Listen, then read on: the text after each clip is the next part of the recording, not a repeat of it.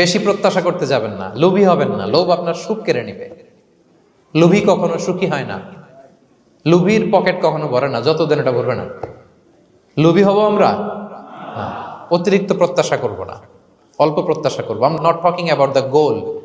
Goal should be bigger and higher, but I am talking about expectation. বেশি expect করা ভালো না। খুব প্রত্যাশা নিয়ে রাখছেন, কিছু পান নাই, দেখবেন যে কষ্ট লাগবে, ঠিক কিনা? আর কোনো এক্সপেকটেশন নাই, এরপরে যেটা পাবেন ওইটাই লাভ। যেটা পাবেন ওইটাতেই ভাল লাগে, সুখ লাগে। এই জন্য এক্সপেকটেশন যেন বড় না হয়। বেশি খাই যেন না করি। হ্যাঁ, কালকে কি খাবো, পরশু, আগামী সপ্তাহে আমার মেয়ের কি হবে, ছেলের কি হবে, ওদের ভবিষ্যৎ, গাড়ি বাড়ি নাই, এই যে অস্থির। এরকম আসলে নাই। আজকের জন্য বাঁচুন, আজকের জন্য বাঁচুন, কারণ আগামীকালের তো জন্মই হয়নি। আগামীকালের জন্ম হয়েছে, এটা কি আজকে না আগামীকাল? আজকে হ্যাপি হন, আজকের জন্য বাঁচেন, আজকের জন্য প্ল্যান করেন।